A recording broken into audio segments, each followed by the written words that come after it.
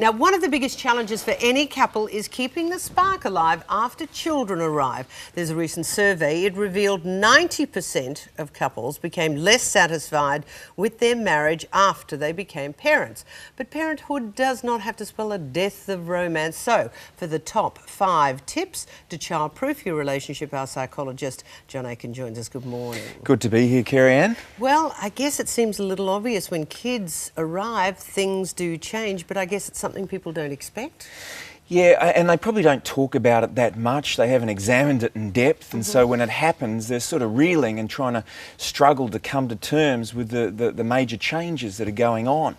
Well, I guess as I said in that survey, and tell me a bit more about this, but 90% are saying their marriage was less satisfied than it normally would be. I'm surprised it's so high. Yeah, I think it is very high, and I think some of the factors that come into that sort of thing is that they're not ready for it.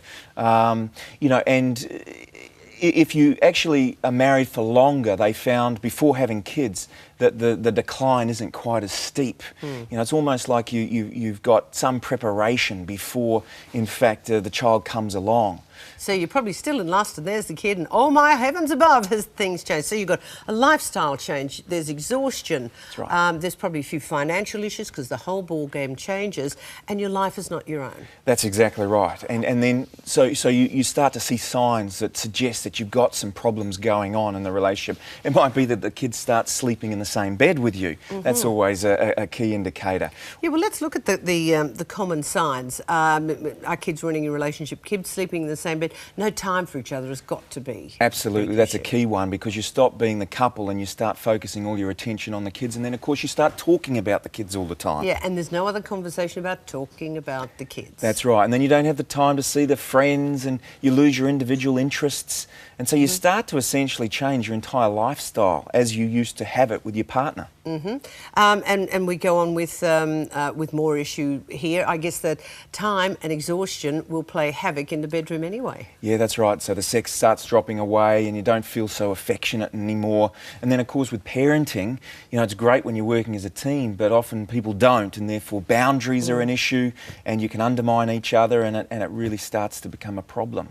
Well, you're just starting to wonder why people are having children these days. But maybe our viewers have got some thoughts here about what if they've experienced any of these and how they've dealt with it. morningtalk@9.com.au. OK, that said, and a couple of those signs may show up, what do people do about it? OK, well, the first thing is that you've got to prioritise couple time, and that's couple only. So it might be that you're having your date nights, or you're trying to have a meal at night once all the kids have gone to bed, or it might be that in the weekend you get some sort of time where you're doing an activity together. Very important. Prioritise the couple time. The next thing you need to look at is making sure that you use the support networks that are out there. If you've got grandparents, bring them in, friends, or sharing some time where you can look after each other's kids, but also get some time to yourself. Very important. Then, the sex, the affection side of things, some people literally have to book it in. But if that's the case... Book it, Dano. Exactly, schedule it in. But, if that's the case and you have to do that, well, at least you're still connecting with your partner. The next one, kid-free talking.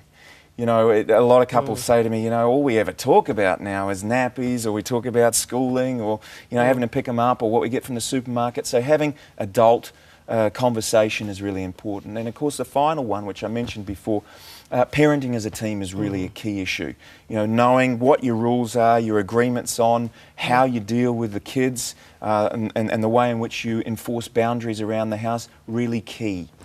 Tell me, with this particular survey, the responses from men and women, how different would they have been to a lot of these issues? I think these sorts of issues certainly come up. I'm just trying to imagine which boxes the blokes would tick and which of those boxes the women would tick. Whether we got the sex on the one hand or not being listened to anymore. Look, it's a whole mishmash going on there. I think the important thing is to move your mindset from we're a couple to now we're a family. And with that family focus, how can we do this and keep some levels of satisfaction going? We also hear that term Band-Aid child. Yes. Does having a child keep it, if people are nervous about their life and their relationship and their marriage, does Band-Aid kid help? No, it doesn't tend to be a good way to go about it, because you're hoping that it brings you together, and what this research is suggesting is that it puts a whole lot of strain on you. Yeah. So you need, I think... Need to be Einstein to figure that one out. Exactly, exactly. As always, thank you very much, John Aiken.